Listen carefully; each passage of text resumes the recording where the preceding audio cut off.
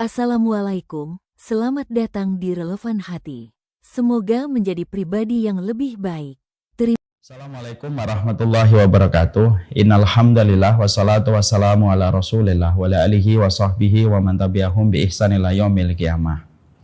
Kepada keluarga besar Majelis Ta'lim Ar-Royan Dharma Wangsa Jakarta Selatan yang semoga senantiasa diberikan oleh Allah kelapangan, senantiasa seluruh para penuntut ilmu yang ada pada majelis ta'lim ini dikuatkan pundaknya, dilapangkan hatinya, diluaskan jiwanya di dalam menghadapi setiap problematika dan masalah, dan semoga dikuatkan setiap ayunan langkah kakinya di dalam melanjutkan kehidupan menuju kepada apa yang diridhai oleh Allah.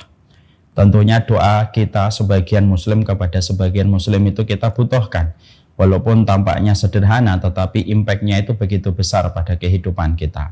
Dan semoga doa-doa yang kita panjatkan kepada sesama saudara kita itu menjadi energi dan menjadi kekuatan yang memberikan kita mampu berjalan sampai kita mendapatkan apa yang kita cita-citakan, yaitu rahmatnya Allah dan ridhanya Allah. Alhamdulillah, tentunya kita senantiasa bersyukur kepada Allah atas seluruh nikmat yang Allah telah berikan pada kehidupan kita. Terutama kenikmatan-kenikmatan yang terkadang kecil yang kita terkadang lalai untuk bersyukur karena kita terlalu fokus kepada perkara besar yang mungkin belum kita dapatkan. Banyak orang yang hari ini kurang bersyukur gara-gara dia menetapkan bahwasanya nikmat itu adalah ketika dia membeli mobil. Akhirnya ketika mobil belum datang, dia tidak mampu menikmati kehidupannya dan tidak mampu menikmati motornya hanya karena dia belum memiliki mobil yang dia cita-citakan.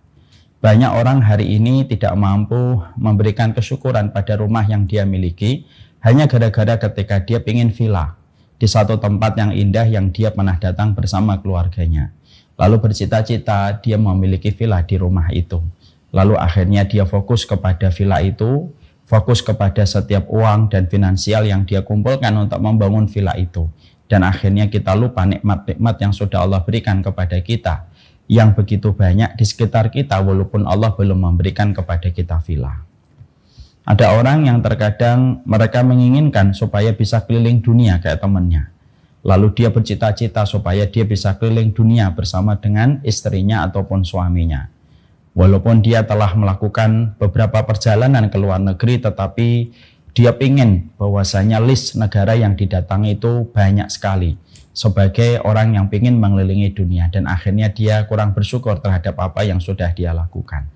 Inilah yang menjadikan kita sadar betul. Kadang-kadang kita itu membuat standar kebahagiaan itu menjadi sulit dan rumit. Yaitu ketika kita menetapkan kebahagiaan itu hanya ketika perkara besar yang kita cita-citakan terwujud. Padahal berapa banyak perkara-perkara kecil yang ada di sekitar kita, di mana perkara kecil itu pun kalau kita nikmati momentumnya, kalau kita nikmati setiap komponennya, partikelnya, itu sebenarnya memberikan kepada kita arti kebahagiaan yang sesungguhnya. Walaupun terkadang kita belum mendapatkan hal besar yang kita cita-citakan di dalam kehidupan kita. Kehidupan itu bukan hanya melulu membicarakan tentang gunung, puncaknya dengan keindahan sunrise-nya dan sunset-nya. Terkadang keindahan hidup itu terkadang ketika kita melewati setiap momen ketika kita mendaki gunung, lalu melihat bagaimana rimbunnya pohon dan hijaunya daun yang kita lewati dari pos 1 sampai pos 2. Dan terkadang keakraban kita bersama teman pendaki itu juga memberikan kebahagiaan. Karena mendaki gunung itu sebenarnya bukan hanya ketika kita di puncaknya gunung tersebut. Inilah yang menjadikan kita harus paham. Kadang-kadang kita itu menetapkan sesuatu pada kehidupan kita terlalu besar dan menetapkan standar bahagianya kita itu pada sesuatu yang besar yang nanti kita dapatkan, dan akhirnya kita melupakan setiap partikel kecil yang ada pada kehidupan kita. Makanya Allah mengingatkan kita dengan begitu lembut sekali pada surat Al-Waqiah ayat yang ke-68. Afara'aitumul ma'alladzi tashrabun. Emang kamu tidak memperhatikan bagaimana minuman yang kamu teguk? Padahal ketika Allah menyuruh kita memperhatikan minuman yang kita teguk, di situ kita menjumpai bahwasanya minuman air saja yang kita teguk pun sebenarnya bisa memberikan kepada kita bahagia ketika kita memperhatikan hal-hal kecil pada kehidupan kita. Hidup itu tidak hanya melulu tentang cita-cita yang besar. Hidup itu tidak hanya melulu tentang puncak gunung. Hidup itu tidak hanya melulu tentang pencapaian-pencapaian yang kita canangkan di dalam kehidupan kita.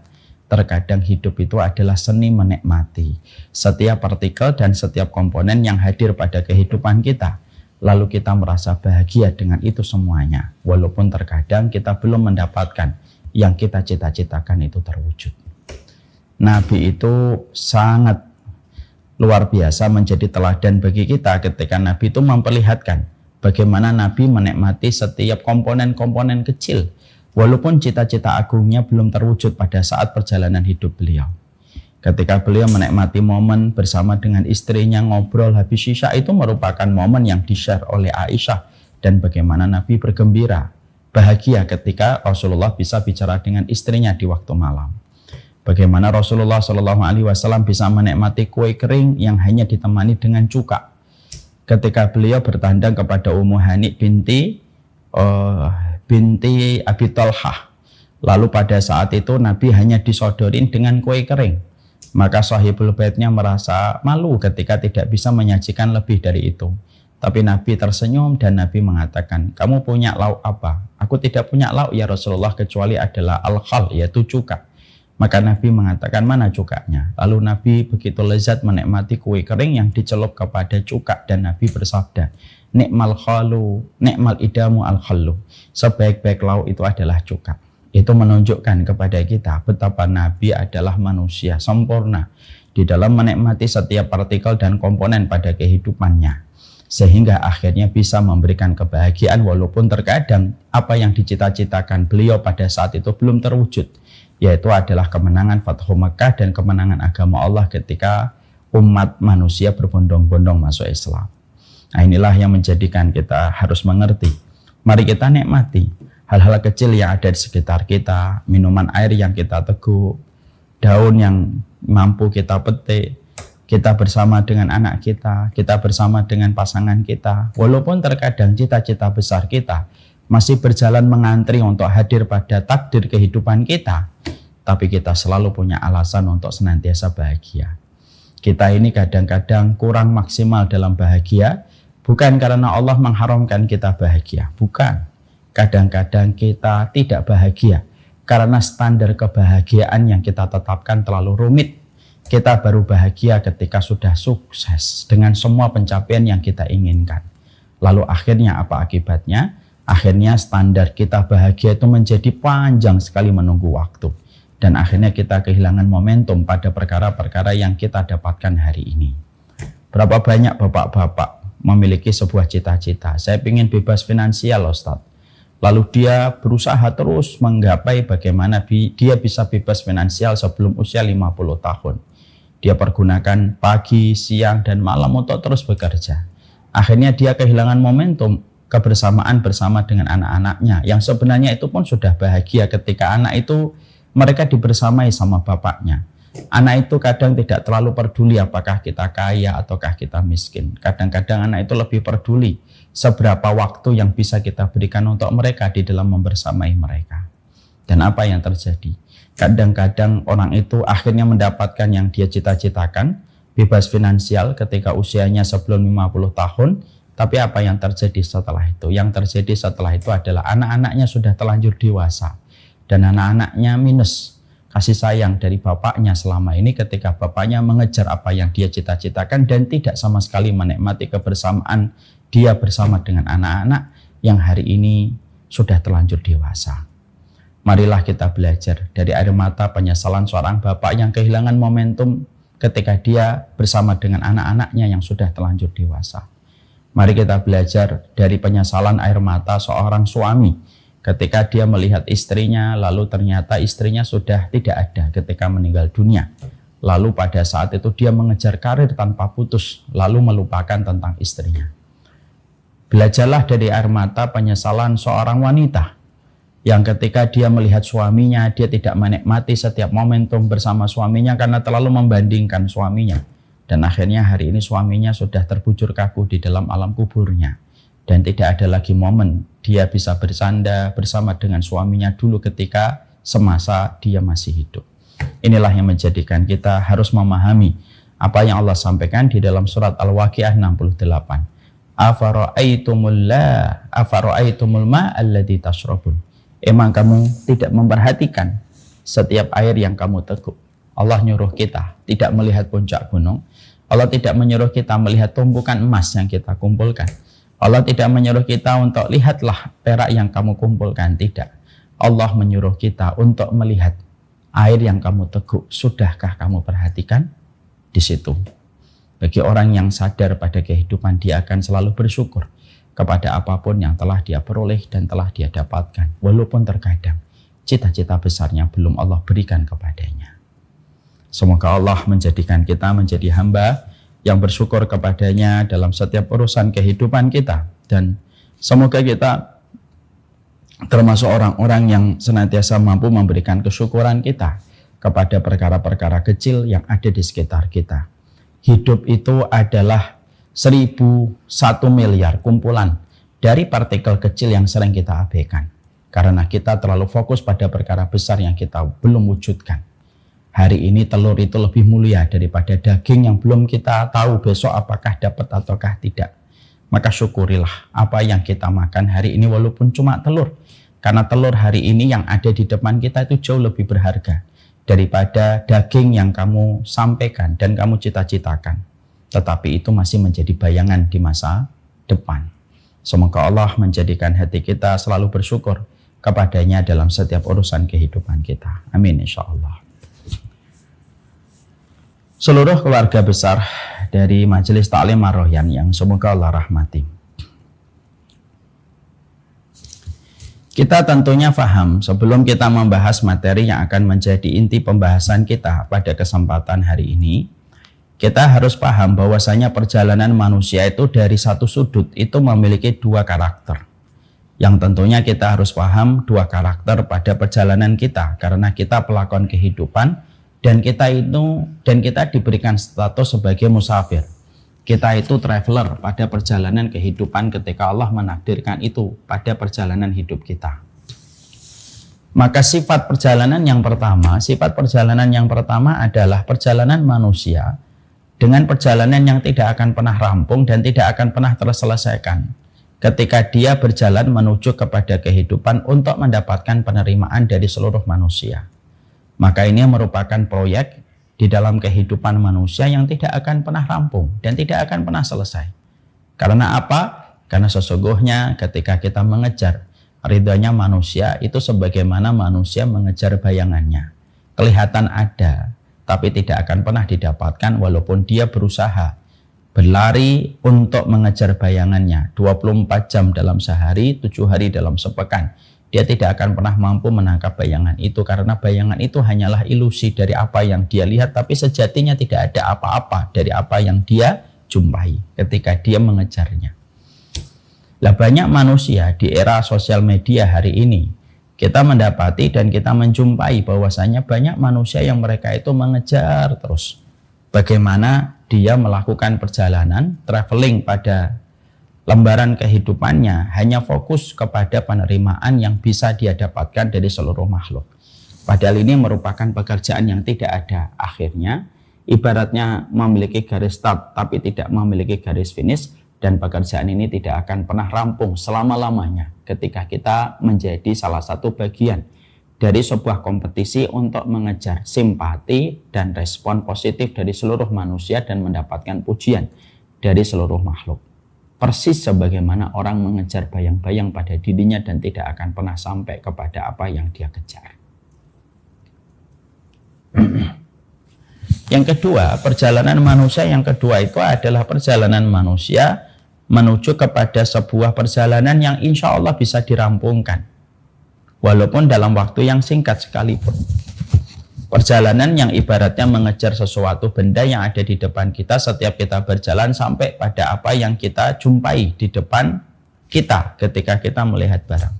Perjalanan ketika kita ingin meraih iPad, perjalanan ketika kita ingin meraih buku, itu perjalanan yang kita insya Allah akan sampai. Perjalanan yang kedua itu perjalanan yang insya Allah akan terselesaikan.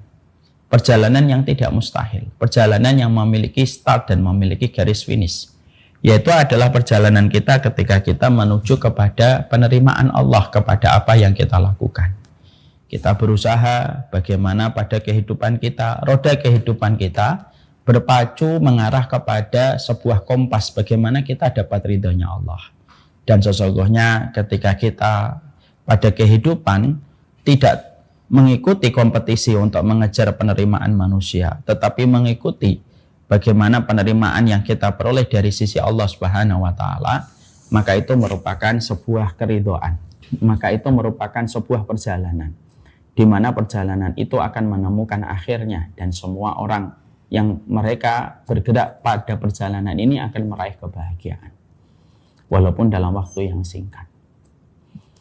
Ada seorang sahabat namanya Sa'ad bin Mu'ad, masuk Islam umur 30, meninggal dunia pada saat 38. Tapi ketika beliau meninggal dunia, maka sesungguhnya Sa'ad bin Mu'ad itu kematiannya mengguncangkan arsy-Nya Allah, walaupun beliau baru masuk Islam 8 tahun. Kenapa beliau bisa mengguncangkan arsy-Nya Allah? Karena Allah ridho kepada Sa'ad bin Mu'ad atas apa yang telah beliau lakukan, walaupun keislamannya hanya sekitar 8 tahun. Menunjukkan kepada kita bahwasanya pekerjaan yang terselesaikan itu ketika kita mengejar ridhonya Allah. Nah, itulah yang menjadikan kita, setelah memahami 2 poin ini, kita semuanya diberikan oleh Allah keputusan untuk memilih. Kalau kita memilih supaya kita mendapatkan penerimaan dari seluruh manusia, silahkan. Tapi kamu tidak akan dapat apa-apa. Lelah, letih, kecewa pastinya. Dan ujungnya kamu hanya semakin menggigit pahitnya kekecewaan ketika itu tidak mungkin kita peroleh dan tidak mungkin kita dapatkan.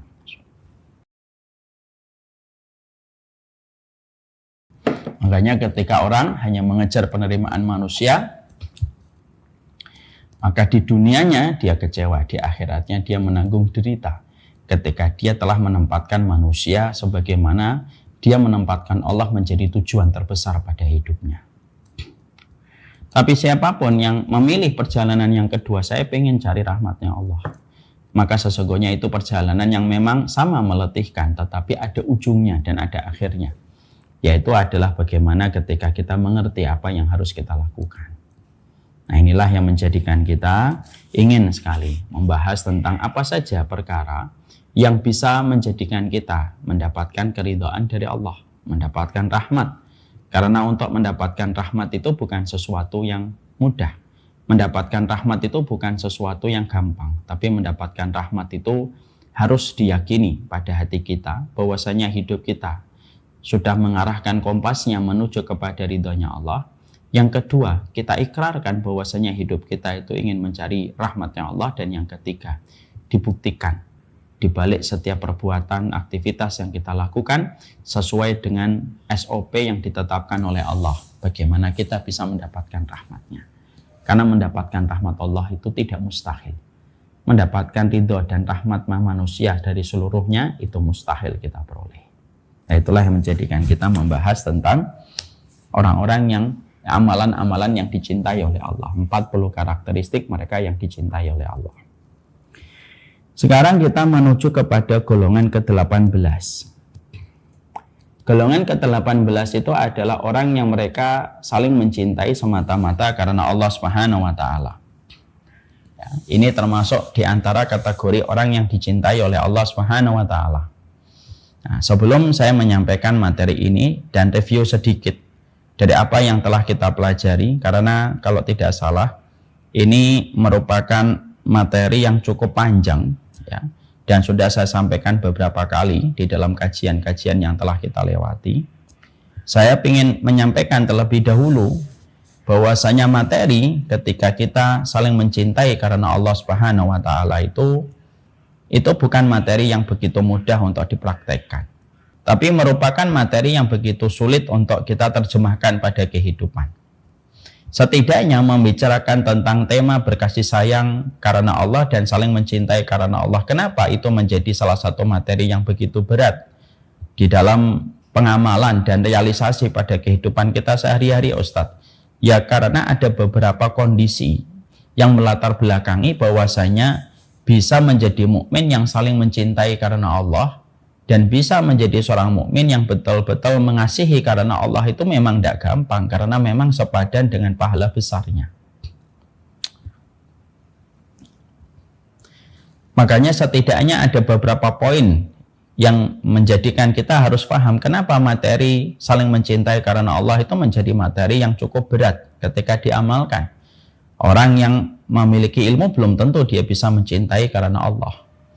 Orang yang mereka memperlihatkan ketawaduan ataupun memperlihatkan sunnah pada kehidupannya pun belum tentu dia bisa mempraktekkan bagaimana dia bisa mencintai semata-mata karena Allah. Karena apa? Materi berkasih sayang, berukhuwah, dan saling mencintai karena Allah itu materi berat. Manis diucapkan, tapi begitu pahit ketika dirasakan pada perjalanan hidup. Setidaknya ada beberapa alasan. Alasan yang pertama, kenapa materi ini menjadi materi yang begitu manis diucapkan tetapi begitu pahit kalau kita rasakan pada lapangan kehidupan? Yang pertama, karena kita berbicara tentang sebuah fakta yang tidak bisa kita ingkari dan tidak bisa kita nafikan. Bahwasanya ketika kita hidup pada zaman fitnah, maka konsekuensi hidup pada zaman fitnah itu kita akan melewati 3 fase fitnah sebelum munculnya fitnah yang paling besar. Fitnah yang pertama adalah fitnatu akhlas. Fitnah yang kedua itu fitnatu sarra. Fitnah yang ketiga itu fitnah duhaima. Lalu baru munculnya fitnah dajjal. Rasulullah memprediksi bahwasanya sebelum munculnya fitnah dajjal, ada 3 fitnah yang pasti akan dilewati oleh setiap manusia yang hidup. Yang pertama fitnatu akhlas, yaitu fitnah perpecahan dan pertikaian yang menimpa kepada sesama saudara muslim, di mana mereka sama-sama berkiblat dengan kiblat yang sama-sama beriman dengan Allah yang sama-sama beriman kepada Nabi Muhammad sebagai penutup para nabi dan para rasul, dan sama-sama memiliki sebuah keimanan kepada para sahabat bahwasanya para sahabat adalah generasi terbaik setelah Rasulullah SAW. Walaupun mereka memiliki fondasi yang sama dalam urusan akidah pada pokok keimanan mereka, tapi pertikaian itu dan perselisihan itu menjadi perkara yang akan terus terjadi pada kehidupan manusia. Itu namanya fitnatul akhlas. Ya, makanya semenjak zaman sahabat Utsman sampai sahabat Ali, kita mendapatkan perselisihan itu akan terus ada di antara kaum muslimin. Ya. Dan itu menjadi sebuah fakta yang tidak bisa kita nafikan karena konsekuensi pahit ketika kita berjalan pada zaman fitnah. Kita akan terus menjumpai fitnatul akhlas itu semakin besar, semakin melebar dan semakin mendominasi pada setiap hati setiap muslim, kecuali hati yang dirahmati oleh Allah. Setelah fitnatul akhlas ada fitnatul sarok, dengan fitnah kelapangan harta yang begitu luar biasa ketika kaum muslimin dibukakan segala macam perbendaharaan dunia. Dan yang ketiga fitnah duhaima, kegelapan yang menyelimuti sampai orang begitu sulit membedakan mana yang benar dan mana yang salah. 3 fitnah ini kalau sudah betul-betul menghinggapi kepada seluruh manusia, maka baru pada saat itulah munculnya fitnah dajjal. Makanya tadi kita kaitkan, kenapa membicarakan sebuah tema saling mencintai karena Allah, saling berkasih sayang kepada sesama hamba yang beriman itu menjadi materi yang begitu susah dan begitu sulit. Karena kita berhadapan dengan satu fitnah yang sudah diprediksi oleh Nabi. Akan ada fitnatul akhlas, pertikaian dan permusuhan begitu panjang di antara muslim dengan muslim yang lainnya. Walaupun kita tentunya tetap berusaha bagaimana kita tidak termasuk pada orang yang terseret pada pusaran fitnah tersebut. Ya kalau kita mampu ya jangan masuk kepada fitnatul akhlas untuk tidak saling bertikai kepada sesama muslim. Fenomena yang kedua yang menjadikan materi tentang saling mencintai karena Allah itu menjadi materi yang berat ketika kita rasakan pada kehidupan, tapi begitu manis ketika diucapkan oleh setiap orang ketika dia di atas mimbar ataupun di atas meja kajiannya. Yang kedua, karena sesungguhnya setan itu merupakan makhluk yang tidak pernah berputus asa untuk menjadikan hati kita saling berselisih. Sehingga akhirnya tidak ada yang bisa menghentikan laju dan strategi setan untuk memecahkan hati di antara kita dan membuat kita saling bermusuhan satu dengan yang lainnya. Makanya dikatakan di dalam satu riwayat, inna syaitan qad ya'isa ayyaquduhul musalluna fi jaziratil Arab walakin fi tahrishi bainahum. Setan itu tidak pernah berputus asa. Setan itu berputus asa untuk menjadikan patung kembali disembah di Mekah dan Madinah dan Jazirah Arab secara keseluruhan. Setan itu sudah berputus asa, sudah tidak bisa lah. Setan itu mengembalikan patung Latta, Uzza ke Ka'bah itu sudah tidak bisa, mustahil. Karena begitu yang sudah disabdakan oleh Nabi. Walakin fi tahrishi bainahum, tetapi setan tidak pernah berputus asa untuk menjadikan setiap kaum muslimin bertikai dengan kaum muslimin yang lainnya. Berarti ketika membicarakan tentang masalah pertikaian itu menjadi masalah yang berat, membicarakan tentang masalah kecintaan dan saling mencintai sesama muslim itu menjadi materi yang berat, karena setan tidak akan pernah membiarkan kamu dan saudara-saudara kamu ketika memandang dirimu dan ketika dirimu memandang saudara-saudaramu itu dengan pandangan kasih sayang dan saling mencintai karena Allah semata. Karena apa? Setan tahu bahwasanya itu merupakan perkara yang akan mengundang rahmat Allah yang begitu besar dan mendatangkan kelapangan bagi urusan manusia di akhirat. Makanya setan tidak pernah berpangku tangan untuk melihat manusia begitu saja dan begitu mudah saling mencintai, kecuali setan selalu datang untuk merusaknya. Jadi kalau kita hari ini lihat, kalau ada yang bermusuhan itu fix dipastikan itu adalah setan. Fix itu adalah setan yang merusaknya. Sehingga semua kejadian dari semua pertikaian yang hari ini begitu jamak kita jumpai ketika kita membuka di sosial media dengan semua pertikaian yang hari ini dilihat, maka fix dan confirm itu setan kerjaannya. Untuk menciptakan dan menimbulkan amarah dan emosi pada hati setiap manusia ketika memandang saudaranya.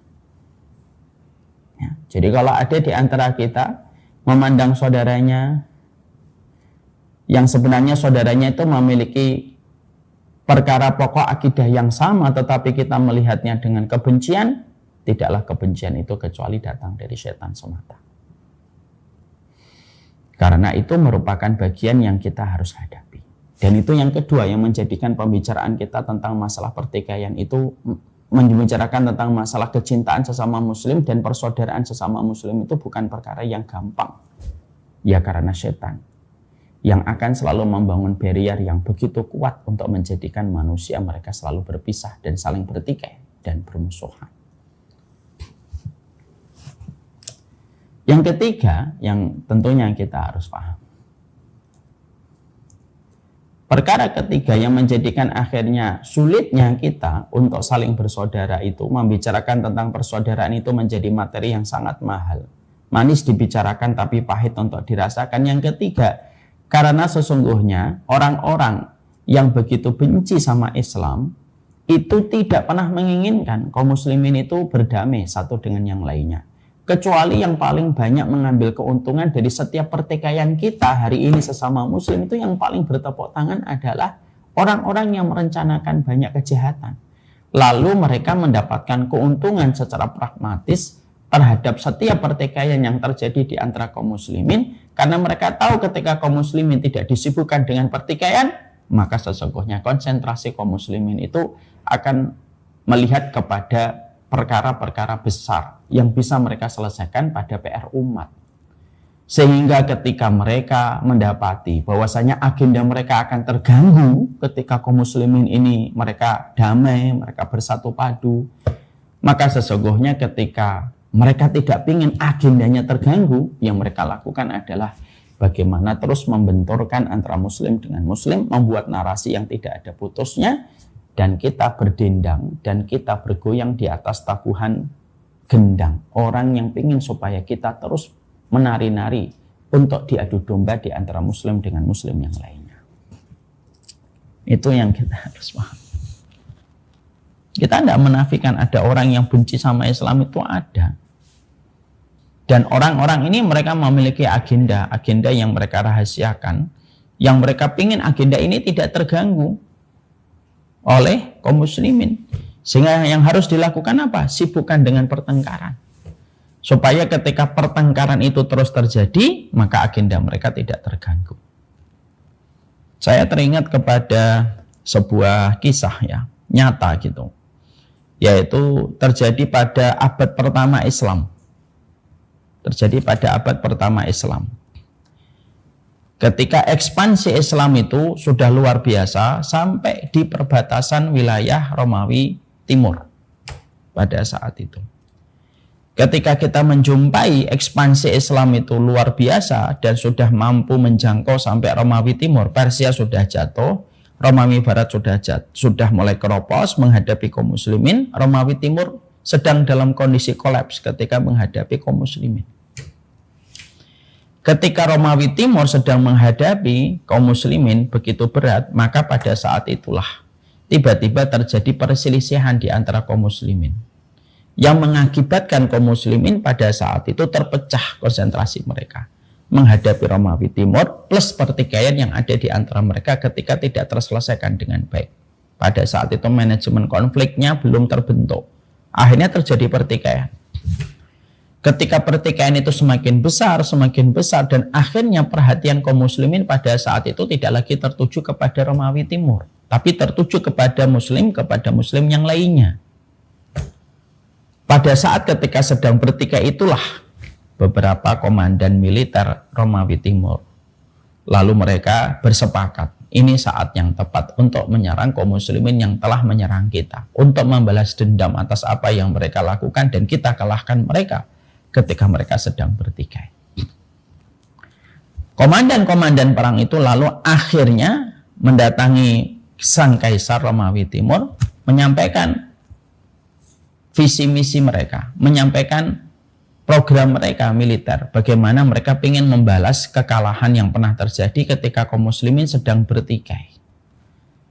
Tapi ketika mereka menyampaikan pandangan mereka dan keinginan mereka untuk menyerang kembali kaum muslimin yang sedang bertikai, pada saat itulah Kaisar Romawi Timur berkata, jangan biarkan kaum muslimin mereka bertikai, jangan diserang.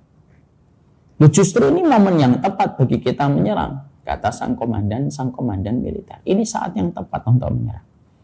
Sang Romawi Timur berkata, jangan, biarkan aja mereka bertengkar. Kapan lagi kita bisa membalas atas apa yang mereka lakukan ketika mereka mengekspansi wilayah kita? Sudah, dengarkan saya, kata Romawi Timur. Jangan pernah menyerang. Jangan pernah menyerang. Kalau kalian masih ngotot dengan proyek kalian, besok datang kalian ke sini. Dan aku akan tunjukkan jawaban. Kenapa kalian jangan menyerang mereka ketika mereka sedang bertikai? Para komandan militer mereka langsung berkata, oke, besok kita datang. Besok kita datang.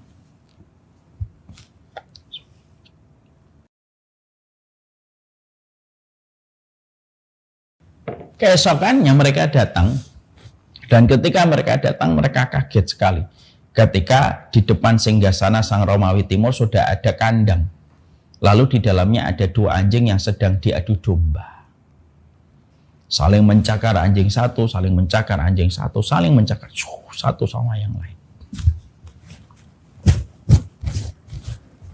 Ketika dua anjing yang sedang diadu domba itu mereka sedang menikmati duelnya dan mereka saling melukai sehingga di antara dua anjing itu saling berdarah, pada saat itulah tiba-tiba sang Kaisar Romawi Timur berkata kepada para ajudannya, masukkan serigala ke kandang itu. Dimasukkanlah serigala ke kandang yang sama dengan kandang dua anjing yang sedang diadu domba.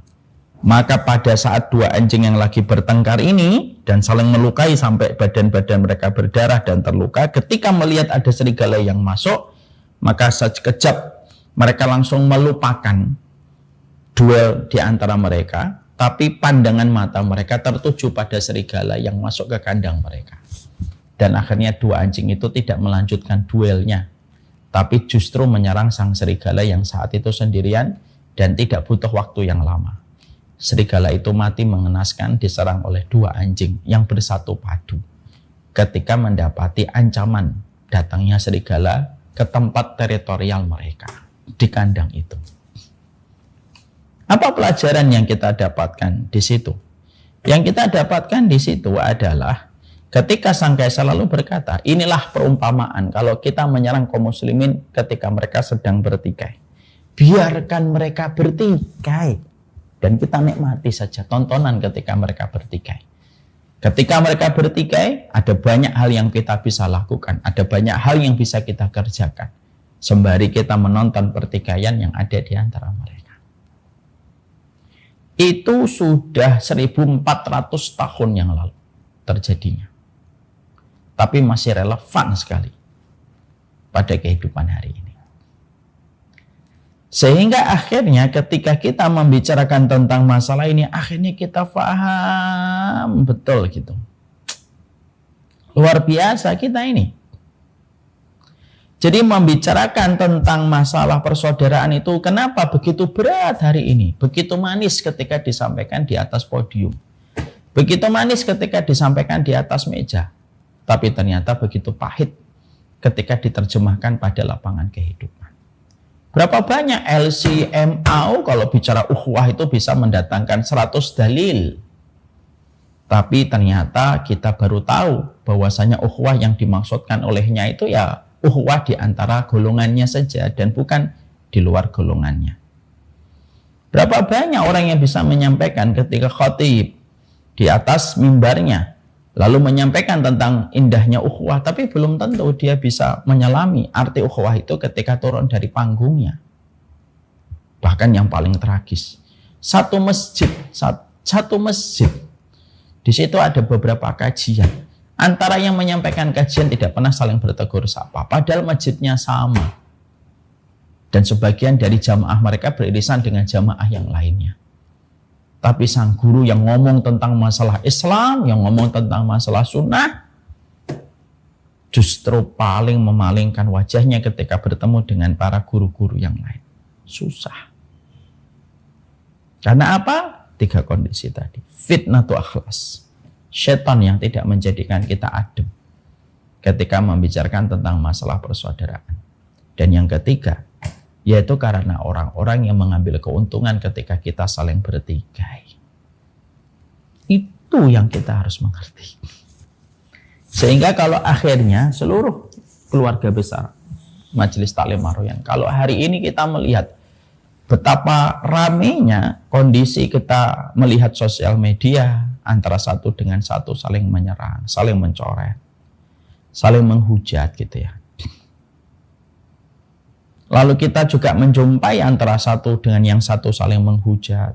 Misalkan masalah nasab saling menghujat. Ketika yang satu gampang menyesatkan, yang satu gampang mengatakan Wahabi gitu. Semua pertikaian itu dari semua kegaduhan yang terjadi, sesungguhnya ada yang sedang menikmati keuntungan itu semuanya. Lalu mereka begitu bergembira dengan kondisi konflik yang keterusan, konflik yang terus terjadi di antara kaum muslimin, dan memastikan bahwasanya itu harus terus terjadi.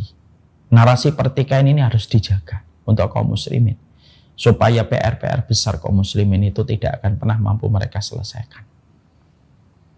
Ya kan?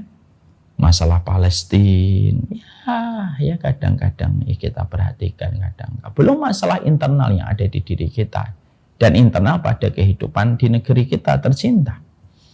Banyak anak-anak yang hari ini menjadi korban dari pacaran yang sudah brutal. Sampai kita menjumpai bahwasanya ada orang pacaran dibunuh, ada orang tua bunuh anak, ada anak bunuh orang tua. Seakan-akan kita biarkan dan kita memaklumi itu terjadi. Kenapa? Kesibukan kita bertikai. Tidak ada habisnya. Kita lebih senang ketika membicarakan tentang pertikaian, dan apa ketergelinciran seorang guru dengan guru yang lainnya lebih kita senangi daripada kita sedih memikirkan apa yang kita apa yang bisa kita berikan kepada kondisi yang hari ini sudah sangat mengkhawatirkan. Ada orang mati bunuh diri secara live, disaksikan tidak lebih dari 30 orang. Ada satu keluarga mati bunuh diri lompat. Ada orang habis berzina, dia bunuh wanita yang dia zinai, ditaruh di dalam koper. Ada seorang wanita bercadar yang dia membunuh anaknya. Oh, kita biasa itu sudah melihat itu. Ada orang ketika ngambil haknya, ketika mengambil miliknya mobil, lalu justru dikatain sebagai maling, lalu dilempari batu, lalu mobilnya dibakar. Kita akhirnya tidak peduli dengan itu semuanya. Kenapa? Karena kita terlalu menikmati permusuhan dan pertikaian. Ketika para guru pun seakan menutup mata tentang pertikaian itu. Makanya selalu saya sampaikan kepada seluruh jamaah yang belajar sama kami, jangan menikmati pertikaian dan permusuhan. Kalau kamu masih menikmati hujatan kamu sama orang, tidak usah ngaji sama saya. Dan saya berharap para guru-guru yang lainnya itu, yang mereka itu kadang-kadang harus turunlah, lihatlah bagaimana kondisi murid-muridnya itu kayak apa gitu. Supaya akhirnya tidak menjadi gunung es yang terus menggelinding dan merusak apa saja. Kita sekarang sudah mendapatkan hasil penelitian, nyata penelitiannya, bahwasanya generasi Z itu sudah tidak mau dan muak melihat konten agama dan konten politik. Kenapa? Karena mereka menangkap benang merah di antara keduanya itu sama apa? Terjadinya kegaduhan di antara dua perkara itu. Sehingga akhirnya kita kondisinya tidak nyaman. Kalaulah satu keluarga ketika seorang bapak dan ibu saling bertikai dan bertengkar saja, kondisi rumah tidak nyaman. Anak jadi terluka. Dan anak akan terkena luka pengasuhan yang dibawa memorinya sepanjang hidup ketika mendapati orang tua itu bertengkar. Lu apalagi ketika yang bertengkar itu orang-orang yang mereka itu bicara tentang ayat. Orang-orang yang bertengkar itu, orang-orang yang bertikainya itu menggunakan hadis. Lalu setelah dia menggunakan ayat, menggunakan hadis, kita benarkan omongannya ketika sudah menghujat orang. Sampai kapan PR besar kita? Siapa yang paling mengambil keuntungan? Rame sekarang. Semuanya bicara tentang pertikaian dan semuanya merasa benar dengan apa yang terjadi. Sama sekali bahwasanya tidak bersatunya hati kita itu bukan masalah gitu. Yang akhirnya kita tidak akan bisa menyelesaikan PR. Orang tua yang sering bertengkar tidak bisa membackup dan mensupport anaknya. Tidak bisa dia mensupport anaknya. Kenapa? Karena mereka itu PR pada diri mereka saja tidak selesai antara suami istri. Istri sering marah-marah, sang suami sering membalas kemarahan istrinya dengan kemarahan yang lebih besar. Apa yang terjadi? Anak yang akan menjadi korban. Umat yang hari ini menjadi korban.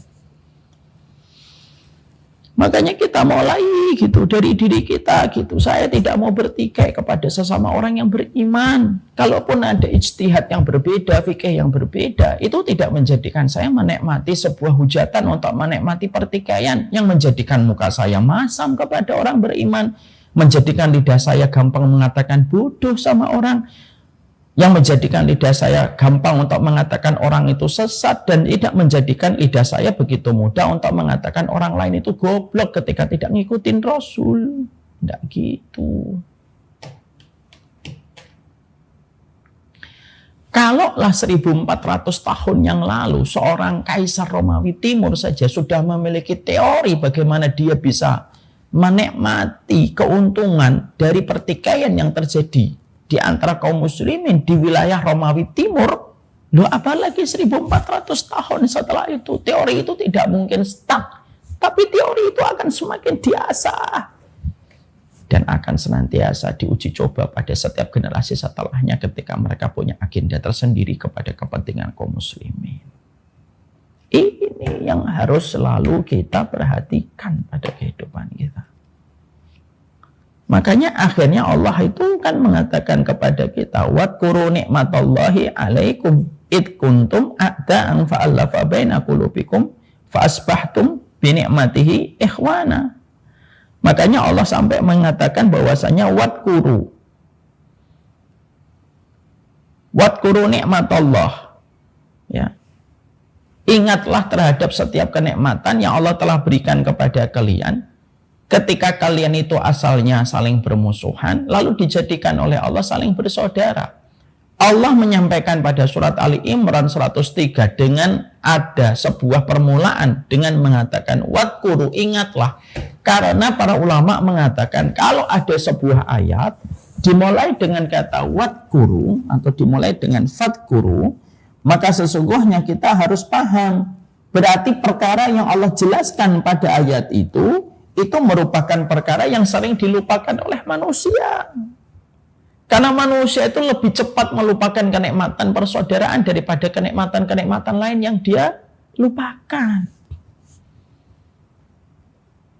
Orang itu bisa bersyukur kalau dapat kenikmatan mobil. Orang itu bisa bersyukur kalau dapat kenikmatan rumah. Orang itu bisa bersyukur dapat kenikmatan misalkan emas, dinar. Tapi orang belum tentu bisa bersyukur ketika dia mendapati kenikmatan persaudaraan. Kenapa? Karena orang itu sering lupa. Itu tuh kenikmatan besar. Yang tentunya kenikmatan itu harus diusahakan, harus diupayakan untuk mendapatkan kenikmatan itu pada kehidupan manusia. Makanya akhirnya apa? Membicarakan tentang muslim itu tidak gampang. Dan ketika kita ingin mengatakan kita mencintai seorang muslim itu hari ini susahnya luar biasa. Sulitnya luar biasa. Hanya masalah kecil itu bisa memecahkan persaudaraan yang telah dibina puluhan tahun. Hanya masalah profit, hanya masalah dunia, hanya masalah prasangka. Pecah semua persaudaraan. Dan akhirnya, sekali lagi, siapa yang paling diuntungkan? Setan dalam bentuk jin dan setan dalam bentuk manusia ketika mereka itu saling senang ketika terjadinya pertikaian dan permusuhan yang ada di antara kaum muslimin. Inilah yang menjadikan kita paham betul gitu. Ini materi tentang ukhuwah itu harus betul-betul kita pahami, ini materi akidah. Materi ukhuwah itu bukan materi tentang fikih. Jenggot kamu dan tidak jenggot kamu itu masalah fikih. Masalah kita isbal dan tidak isbal itu masalah fikih. Tapi masalah kita saling mencintai dan memberikan loyalitas kepada sesama muslim itu masalah akidah. Itu namanya al-wala. Saling mencintai sesama muslim. Dan saling berusaha menjaga muslim, menjaga hartanya, menjaga kehormatannya, dan menjaga darahnya. Itu merupakan bagian dari akidah. Itu bagian dari akidah, itu bukan bagian dalam fikih. Makanya akhirnya hati-hati betul pada kehidupan kita. Sehingga ketika kita betul-betul saling mencintai itu, Masya Allah, ini akan melahirkan kepada kita itu sebuah keberkahan besar ketika kita masing-masing orang yang belajar itu selalu menganggap bahwasanya materi tentang ukhuwah itu bagian dari akidah dia. Ketika Allah yang perintahkan kita untuk saling mencintai di antara sesama hamba yang beriman. Kecuali illa antara kufran bawahan, kecuali kamu sudah betul-betul melihat dia telah melakukan perkara kekufuran yang membatalkan keimanan secara nyata. Maka itu sudah jelas demarkasinya. Tapi kalau itu belum terjadi, yang memberikan kecintaan sesama muslim. Karena ketika hal ini terus kita biarkan, tidak menutup kemungkinan nanti ada orang yang bertikai, saling serang, dan dua-duanya akan mengucapkan takbir. Mungkin dua-duanya akan bersolawat. Yang sana mengatakan Allahu Akbar, yang di sana juga mengatakan dan membalas Allahu Akbar. Yang sana mengucap Allahumma sholli ala Muhammad, yang sana juga mengatakan Allahumma sholli ala Muhammad. Makanya betul kata Yahya bin Mu'ad, illam tafrahu fala taghummahu. Kalau memang kamu tidak bisa menggembirakan orang mukmin, setidaknya kamu jangan membuatnya sedih. Kata Yahya bin Mu'ad. Wa illam tamdahu wala tadummahu. Kalau memang kamu tidak bisa memujinya, maka kamu jangan mencelanya. Kalau memang kamu tidak bisa memudahkannya, maka kamu jangan menyulitkan urusannya. Itu kan perkataan emas dari para ulama salaf. Di mana akhirnya ketika kita mengamalkan itu, sebenarnya kita mengamalkan hal besar. Kenapa Allah itu selalu suruh kita untuk saling bersaudara, satu dengan yang lainnya. Jangan menikmati permusuhan, karena tidak ada yang menikmati permusuhan itu kecuali dua, setan dari kalangan jin dan setan dari kalangan manusia. Dan jangan pernah menjadi setan dalam bentuk manusia gitu. Kalau kita ingin membenci orang lalu kita ingin mencari pembenaran atas kebencian kita, namanya nyari, pasti ketemu yang namanya pembenaran, bukan kebenaran. Kalau kamu ingin nyari alasan kamu untuk membenci orang beriman, kamu pasti ketemu, namanya kamu nyari kok. Tak, itu pasti ketemu. Tapi orang beriman itu adalah orang yang senantiasa memberikan udzur kepada saudara. Yang kamu berikan udzur itu, Mas, bukan hanya kepada temanmu, bukan hanya kepada teman ngajimu, bukan hanya kepada ustadz yang sedang kamu gandrungi. Tapi ketika kamu ngasih udzur itu kepada siapapun, kasih udzur. Dan orang yang beriman itu bukan hanya orang yang ngajinya sama-sama kamu itu orang beriman. Tidak, banyak orang yang mereka beriman. Walaupun terkadang tidak satu pengajian dengan pengajian yang kamu hadapi. Walaupun terkadang tidak sama dengan guru yang sedang kamu senangi. Makanya semua perkara kalau sudah berkaitan tentang muslim dengan muslim, ketika kita saling mencintai itu pahalanya besar.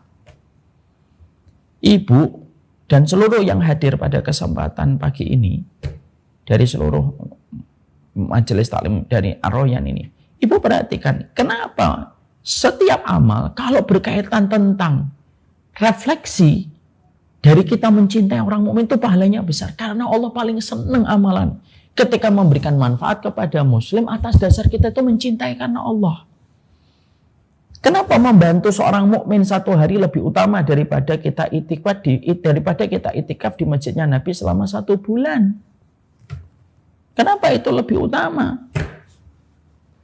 Ya karena ketika kamu membantu saudara mukmin, kamu memberi manfaat dari atas dasar kamu mencintai dia semata-mata karena hamba Allah. Makanya akhirnya Allah itu memberikan pahala yang besar. Karena amal kalau sudah berkaitan dan beririsan dengan hati seorang muslim yang lainnya, ketika kita tidak membuat sedih, tidak membuat susah, tidak mencelanya, maka itu selalu pahalanya besar. Kenapa pahala orang Ansor yang kita sudah sering dengar kajiannya itu? Maka sesungguhnya ada kajiannya ada seorang Ansor tidak sholat tahajud 3 hari berturut-turut, tapi Nabi menobatkan dirinya sebagai salah satu penduduk surga. Dinobatkan Nabi sebagai penduduk surga. Kenapa dia dinobatkan sebagai penduduk surga? Tidak 1 kali, tidak 2 kali, 3 kali ketika dia dinobatkan sebagai penduduk surga. Kenapa dia dinobatkan sebagai penduduk surga? Padahal amalan tahajudnya pas-pasan, bahkan tidak tahajud selama 3 hari. Karena dia punya amalan yang beririsan dengan mencintai seorang mukmin ketika dia memaafkan orang yang mendolimi dia dan dia tidak ingin mendolimi seorang muslim. Akhirnya menjadikan seseorang itu betul-betul dia merasa bahagia, betul itu. Sehingga akhirnya Allah itu betul-betul mencintainya ketika dia dalam kondisi yang semacam itu. Makanya akhirnya dasar ketika kita memahami kembali bahwasanya kita diperintahkan untuk saling mencintai semata-mata karena Allah Subhanahu wa taala, maka sesungguhnya kalau kita memahami basicnya, kenapa ada ukhuwah, kenapa saling mencintai karena Allah Subhanahu wa taala, kenapa itu penting pada kehidupan kita? Karena pada dasarnya itu berkaitan kepada perkara yang paling Allah cintai. Ya. Makanya kalau ada seorang mukmin menjaga hubungannya dia dengan Allah tapi tidak menjaga hubungannya dengan sesama manusia, apapun hubungan dia dengan Allah itu terganggu frekuensinya ketika dia tidak maksimal ketika memuliakan saudara mukmin yang lainnya. Ya. Makanya akhirnya kita dapatkan dan kita jumpai ya, bagaimana seorang perempuan yang banyak sholatnya, banyak puasanya, banyak sedekahnya. Ini berarti akhwat pilihan lah di mata manusia kalau kita bicara. Inna fulana tudkaru min kasrati salatiha wa siyamiha wa sadaqatiha gitu. Ada perempuan ya Rasulullah sedekahnya banyak, puasanya banyak. Sholatnya jangan ditanya. Banyak. Cuma satu, menyakiti tetangganya. Menyakiti loh, belum menodai kehormatan loh. Baru menyakiti tetangganya, maka kata Rasulullah dia tidak masuk surga. Dia di dalam neraka. Tapi ada orang lagi, fulanah ya Rasulullah yang saya kenal, sedikit sholatnya, sedikit puasanya, sedikit puasanya. Mungkin standar, tidak termasuk akhwat pilihan lah. Dan bukan termasuk ummahat yang sangat solihah gitu. Standar dia. Tapi ternyata dia memiliki interaksi yang bagus. Dan orang tidak tersakiti oleh ulahnya. Maka kata Rasulullah fil jannah, dia berada di dalam surga. Kenapa? Amalannya sedikit tapi dia bisa mendapatkan surga. Karena komitmen dia untuk tidak menyakiti saudaranya. Makanya kita lalu teringat ya Imam Bukhari. Imam Bukhari itu ulama besar. Sampai Imam Bukhari itu berkata, saya tuh pengen nanti berdiri di hadapan Allah. Tidak ada satupun orang yang menggugatku karena aku pernah mendoliminya. Lu itu setingkat Imam Bukhari. Khawatir kalau dia pernah mendolimin orang. Maka inilah yang menjadikan kita harus paham. Jadi sebelum saya melanjutkan kembali apa yang harus dilakukan ketika saling mencintai karena letakkan hati kita di materi ini. Materi ini tuh materi manis dan puluhan ustadz menyampaikan materi ini di mana-mana. Manis di atas mimbar, manis di atas kajian. Tapi pahit dirasakan di dalam kehidupan ketika kita melihat kenyataan tidak sebagaimana yang kita sering dengarkan. Inilah yang menjadikan kita tadi paham. Ada 3. 1, karena kita berada pada fitnah akhlas. 2, karena setan paling benci. Tetapi dia tidak pernah berputus asa untuk menjadikan kaum muslimin itu saling bertikai. Dan sesungguhnya yang ketiga, orang-orang yang mereka punya agenda itu paling menikmati pertikaian. Dan itulah yang menjadikan mereka senang dan bergembira. Terus mendapatkan narasi pertikaian yang terjadi di antara kaum muslimin. Ya. Makanya jangan sampai kita hanya mendengarkan kajian ukhuwah itu hanya sekedar masuk ke telinga kanan. Lalu penuh dengan catatan-catatan di buku yang kita tulis. Tapi kita lupa konsekuensi dari materi itu pada kehidupan. Ketemu temannya hanya karena beda istihad dan beda fikih. Bermuka masa, tidak mau negur capa. Lalu mengatakan dia ahlul bid'ah dengan begitu mudah dan begitu gampang. Atas perkara yang sebenarnya tidak dia kuasai sama sekali. Akhirnya dia sampai membenci saudara muslim lebih besar dari bencinya dia kepada orang yang kufur sekalipun. Kadang-kadang dia bisa akrab sama non muslim tapi malah tidak bisa akrab kepada sesama muslim. Sebagaimana saya pernah mendapati ada salah satu jamaah saya berkata, saya tuh punya teman Ustadz, di mana teman saya itu kecewa ketika saya berbeda sikapnya dengan sikapnya dia gitu. Yang terjadi dia tidak mau bertegur sapa, tidak pernah mau ngobrol lagi dengan saya, selalu membuang mukanya. Kami kerja di departemen sama di luar negeri gitu. Tapi yang membuat saya sedih adalah dia sama orang-orang non-muslim malah baik. Walaupun kita memang diperintahkan baik kepada sesama muslim. Tapi yang tragis itu apa? Temannya memperlakukan kepada dirinya lebih buruk daripada dia memperlakukan kepada temannya yang non-muslim. Dia bertanya, loh emang saya itu lebih burukkah daripada non-muslim? Sampai non-muslim mendapatkan senyuman dari dia, mendapatkan obrolan dari dia, padahal saya. Semenjak saya mengambil jalan yang berbeda dengan apa yang dia lakukan, saya tidak mendapatkan itu semuanya. Ternyata memang betul. Materi tentang persaudaraan itu selalu indah diucapkan. Tapi teramat pahit ketika kita rasakan pada kehidupan. Ya. Materi tentang persaudaraan itu materi yang terkadang selayak gula. Gula yang begitu manis disukai oleh kita. Tapi ternyata prakteknya sebagaimana pare sayuran yang begitu pahit ketika dirasakan oleh lidah.